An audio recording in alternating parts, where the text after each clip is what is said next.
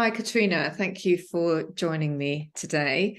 I'd like to introduce Katrina Diamond. She's the Senior Lecturer in Education and Early Childhood at the University of West England. And Katrina ran a 6-month trial using My Magical Garden. So I thought it'd be really good to meet with you today, Katrina, just so that you could give us your take on how the trial went when we did it a couple of years ago.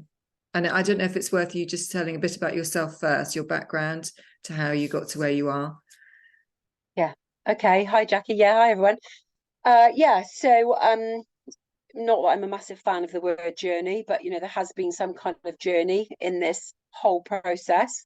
Um, I've been in education for the last 20 years, I would say, give or take, pretty much. With a little, I wouldn't say blip because I found it a very positive thing, but a little period, about 9 years ago, actually, where I went through a bit of a sort of a transition period. I had an awful lot going on in my life, and I stepped out of management and education and just started to look into health coaching and nutrition. I had relatives that were dying of cancer, basically, and so I decided I was going to go into health coaching. Cut a long story short, I then got diagnosed with cancer myself, and it was all a bit surreal. And I had a very, I think, quite unusual approach towards my cancer. I never felt particularly negative about it. I never felt angry about it. I felt that there was a very positive message around why I was experiencing this illness. So that kind of led me on a very sort of spiritual journey, I suppose. I'd never classed myself as a spiritual person before. And I took up transcendental meditation and lots of alternative therapies to take a very intuitive approach to my cancer, did traditional treatment as well. Anyway, cut long story short, had a complete pathological response where they could find no trace of it. And now, 7 years down the line, all well and good, and I'm cancer free. So just when I'd sort of come through that journey, I then trained to be a cancer mentor, and I was going out on the networking circuit and trying to kind of pitch myself a little bit as a health coach and a cancer mentor for anybody that really wanted support with that kind of trauma or illness or any kind of health struggle, really. And I met Jackie. So Jackie was talking about her magical garden, which was this beautiful book that she uses with children. And I always remember that her strap line was that every child has the right to confidence. And I just loved that. And I'd gone back into education at that time. I was never fully out of it. And I was running level 2 and level 3 courses for teaching assistants. And then I was running a foundation degree with Bath Spa University around teaching education studies to teaching assistants that wanted to become teachers. So I just thought, hey, do you know what? This magical garden looks really, really valuable. And I think that it would be a really useful intervention for my teaching assistants to use with their children in the classroom, because they would, regularly we would have critical incidents at the beginning of our classroom sessions around what had happened, what kind of stressful situations they had to deal with, what behavior from children they'd have to deal with. And this is just ramping up and up and up. And this is even before COVID, these real severe behavioral issues and social and emotional mental health issues that so many children are having to deal with. It's shocking that a child in reception knows what the word stress even means, let alone is able to articulate that they themselves are stressed. So, so that's where we're coming from. So Jackie came into classes and introduced the book to my teaching assistants. They all loved it. They bought the book, they took it away, they used it with their children. It was all very positive.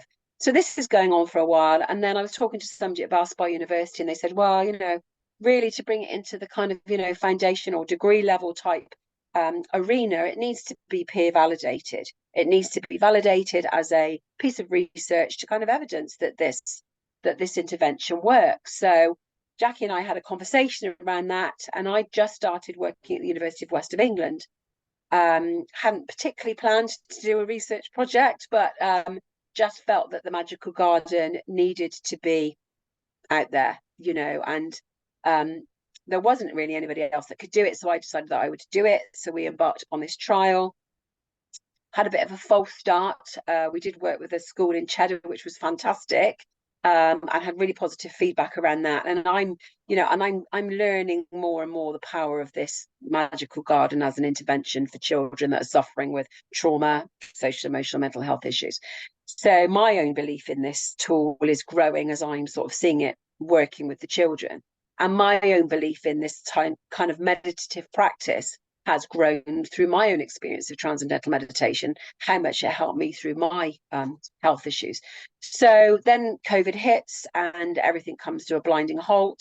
We still want to carry on with the trial. So luckily, in some respects, because we had to go online, Jackie was able to get this trial through with a school in Essex, which is actually a trauma-informed school. So they agreed, they actually approached Jackie because they wanted an holistic intervention that could really support their children with school reintegration and self-regulation. Okay, self-regulation is key. Self-regulation arguably is at the root of what my magical garden can do for children. So we embarked upon this trial. We worked with the head of pastoral and wellbeing. We worked with the classroom teacher. Jackie worked with some parents. Jackie went in and delivered the workshops, trained the head of pastoral and wellbeing and the classroom teacher and some parents, and obviously the children, in how to use my magical garden. So my magical garden is just this beautiful book that is an imaginative, creative tool to enable children to process, understand, and in a positive way detach themselves from some very traumatic emotions and experiences that they have to deal with on a daily basis. It's a trauma-informed school. So these children live in very challenging environments. The health and well-being, head of health and well-being was and pastoral was fabulous in terms of her buying into the process. The headmaster acted as gatekeeper, was totally committed to the process. And we worked with these children over a 6-month period. And what we decided, when you look at the research, the benefits of mindfulness meditation or guided visualization, which is a huge element of my magical garden, are cumulative. You have to do it regularly, okay? The benefits are exponentially increased if you do it regularly. So we agreed with the classroom teacher that the magical garden would be delivered to the children, or the children would go into their garden at least 3 times a week after lunch, when without question, there would have been conflict in the playground every day because children are coming back in from lockdown. There's lots of research around the lack of social interaction, inconsistent parenting, lack of consistency between home environment and school environment, and how that really is very detrimental to children being able to emotionally and cognitively regulate. So they can't regulate their emotions. And if those emotions aren't being regulated, they can't regulate cognitively.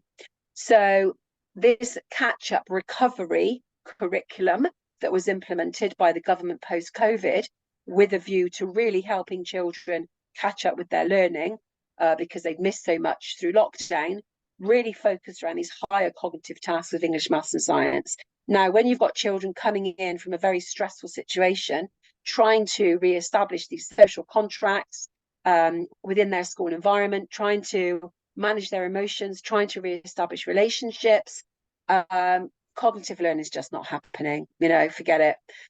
They are in the fight flight mode.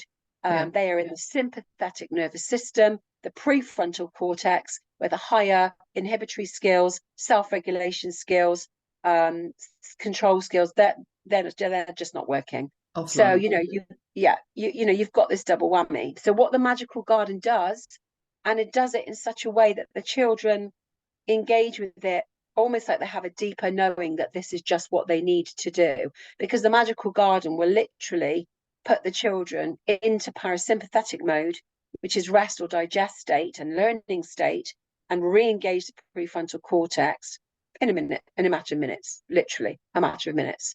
Okay. And the other really valuable thing about the magical garden, 2 really valuable things about the magical garden, it's creative.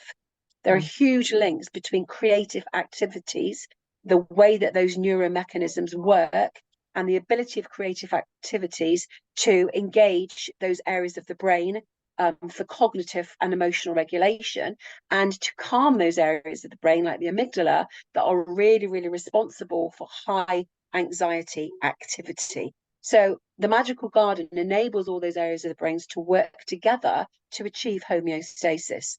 So the children can regulate, they can be in parasympathetic mode, which is optimal learning state, they can control their emotions, the academic floodgates open, and the benefits are there. So this is what the trial showed us. It showed us the benefits of the children. One of the main objectives from the school's point of view is that they wanted to reduce the number of exclusions from this classroom, because this year 4 group regularly had 2 or 3 children that were always being excluded. So at the end of the 6-month trial, there were no exclusions. Relationships were better. In terms of the teacher, there's a kind of a diffusing that happens when you practice. When she was practicing the magical garden, the guided visualizations with the children, she herself was feeling the benefit of that. So there was this kind of reciprocity going on, and this real beautiful kind of, I don't know, organic positive relationship that she was experiencing with the children in the classroom, which previously, because of the pressures of the catch-up curriculum, which questions teacher identity and teacher values and why they're there in the first place, that had been really, really stressful and really problematic. So the garden enabled these relationships to be really, really positive. So she basically got a lot more out of her job. So there are implications for teacher retention around that. And just that ability to offer the children those creative activities that the curriculum wasn't offering them. So from, in the words of the head of pastoral, there were no negatives to the magical garden. So the study's gone out there now, it's up for peer review. Hopefully we'll go through that and it'll be out, then it'll be published and everybody can read it. But the benefits are quite explicit. One of the key elements of the garden as well, or the study around the garden and this piece of research, was to capture the voice of the child. Okay, there's lots of research that's done on children. There's a real dearth of research that's conducted with children, and literally it's from the mouth of babes. So some of, you can read this research, but some of the traumatic experiences that these children went through, that they used the garden to support them with, are very traumatic. They really are in post-traumatic shock syndrome, some of these children. One of the children said that she used the garden because it really, really helped her when she was really sad, when her dad went out to get some milk and never came back. So that just kind of exemplifies for you some of the challenges that these children are facing and how the garden really helps them to deal with that. And I spoke to the head of pastoral and wellbeing a year later when the children had gone on into year 5, because obviously, we need to look at these things in terms of a limitation, to what extent does the garden work moving forward? Does it enable them to self-regulate moving forward? And the children in year 5, they still use the garden at home, because many of them use the garden at home with their parents. She herself used the garden because her child was actually in this class. So she was coming at it from a head of wellbeing and pastoral and as a parent, and couldn't be a stronger advocate for the use of the garden, really. So so that's where we're at. So the crux of it really is, if we can enable children to self-regulate in year 4 or even earlier because they need it, they might have a chance of staying in the system and actually making something of their lives long term. So in a nutshell, that's been the last few years of our lives, really, hasn't it, Jackie? Trying to get to this point. And Jackie still works with schools all the time, and I know and she still comes into my sessions and and other sessions as much as she can. So I hope that's been helpful, just to really talk about what I perceive as a positive impact. So much so that I want to use it again with a study that I want to undertake with children with special educational needs, children with autism spectrum condition, because there were some interesting episodes that happened in the class with that. But that's future research. There's lots of different directions that this can go in. So hope that's been useful anyway. No, just really to share that experience. Yeah, I think it's just really useful, before the paper comes out and everything, just for people to hear from you how it was, and because I've talked about it, but I think it's just really important for people to hear from you, because you were the one that was delivering the the academic trial. Yeah. And I Yeah. And I think that, it's significant because people need to understand that, there's a very fine line, if one at all, between what we might class as spirituality and science. You look at the neuroscience, you look at the mechanisms, the physiological and the biological and the neurobiological mechanisms behind why mindfulness and guided visualization works. It's science. yeah, It's totally. scientifically proven that this is the way that the body's physiological mechanisms work. And this is the level that mindfulness and guided visualization operates on. So, ideally, it'd be great if we could get it embedded in the primary curriculum. But maybe that's something for the future. But yeah, it would be amazing. I mean, I'm always amazed when I go into schools. I just assume that everybody's experienced guided visualization and mindfulness, and it surprises me that probably if I'm sitting with in a staff room doing a training, one of the first questions I'll ask is who here has experienced guided visualizations, and maybe 2 people out of 30 or 40 people will put their hands up. So I think that's and it really it can just make such a difference to as you were saying, children, they go offline, they get stuck in the fight, flight, freeze. yeah, And this is such a really beautiful way to get children just to come back online. Yeah, absolutely. Safe, and to Yeah, feel able to sort of carry on with their day. Because yeah, I always think as well, because I was the child at school that was always in shutdown. So my trauma, my early childhood trauma, always put me in shutdown in situations when I didn't feel safe. So actually a lot of my school life, I was in shutdown. And the beauty of the magical garden is like, we know the children that struggle, that have the fight or the flight, we can see them. But we just don't often recognize the children that are in shutdown. And actually children are in shutdown, it's very difficult for them to get back online. Yeah. And so something like the magical garden, it really reaches all the children. Yeah. Reaches the children that you can see need the support, but it reaches the children that you didn't realize, because nobody knew that was what was going on for me. They just thought I was a daydreamer. They thought I was, well, stupid actually. But I would go into shutdown, and I've only just realized, in the last few years that's what that's what was happening. Yeah, absolutely. And I think one of the other things that that came through, with the children, was that they loved the garden because they owned it. Okay, they are being subjected to these kind of external, what we call push down curriculums at the moment, where it's all about double maths, double English, double science. This is at age 7 or 8. Yeah, double maths, double English, double science. So even if your prefrontal cortex is switched on, it's quite a tough ask. It's quite a tough ask. Nothing particularly creative about that. And teachers are really driven to hit these goals and these learning outcomes. It's a product-driven curriculum. So what the garden afforded them the opportunity to do or to be was to be creative, to use their imagination, and also to have that agency.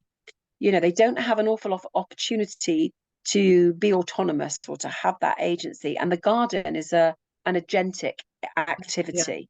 And it promotes lots of positive emotions. And positive emotions, again, link strongly with self-regulation. So the fact that the garden's theirs, that they choose what to take in, and then they look at the magic that happens when they make those choices. There's no judgment, there's no right or wrong, and every time positive emotions emerge as a result of the choices that they make. So that's really self-affirming for them, that they're making the right choices, not that there is a right or wrong, but they're making choices that make them feel really good. And also what came out from the garden an awful lot was they really wanted to help other people. Children are very naturally empathetic, and this is to do with the vagus nerve. We won't go into too much detail about that, but mindfulness will stimulate the vagus nerve. which in Absolutely. turn releases a hormone called oxytocin, Yeah. which is your compassion and your, in terms of building social competence, and in terms of really helping those relationships between peers and teachers in the classroom, this agentic activity is invaluable. And that was something that really came across from the Yeah. children, from the stories that they wrote around the garden, from the Amazing. poems that they wrote around the garden. My, Yeah, incredible. yeah. Yeah. And I think with all the school visits that I've done, I'm always blown away by how much I can see that they really value what they've just been given. Yeah. They've just been, a magical tree or garden has just been planted, and and just I think it's the control that it allows them. They have control over their life. Absolutely. Yeah. I've seen that. Sorry, my dog is now just about to bark. So not a good moment.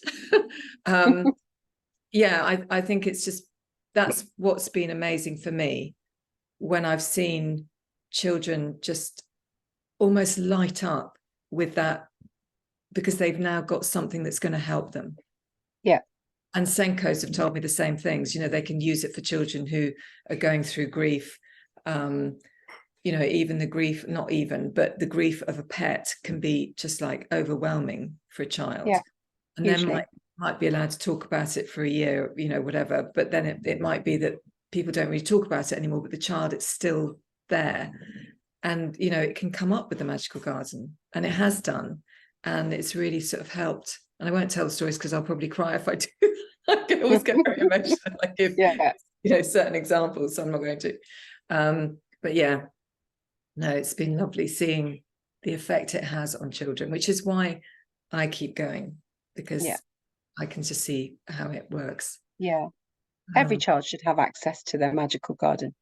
Every child should have access, And just building on that imagination, because I think, in schools at the moment, the creativity is really diminishing. Yeah. And children probably now more than ever need to engage with their imagination, because there's technology is taking over. So and actually I was told that by a teacher the other day, that she struggled to get the children to engage with their imagination. They can be very good at their writing and all the rest of it, but actually to get their imagination flowing. And she said that's she hasn't really encountered that before with year 2 children. So it is something that it is important to just keep that creative, that imagination. Yeah, it is. Yeah, it is. It is. It's something that we need to be very mindful of. Is children are being fed images so much these days that arguably they don't need their imagination. But the mechanisms behind the imagination and what that does at a cognitive and an emotional level are extremely complex, and promotion of the imagination and creativity is key to their overall well-being and cognitive ability, and also their own self-concept, what we call self-efficacy. Their idea of how well they think they can do has a huge bearing on how well they actually do. And this is what these creative and imaginative kind of visualization techniques can facilitate in children. So we mustn't lose them. They mustn't lose the ability to go into their imagination and access that. It's crucial.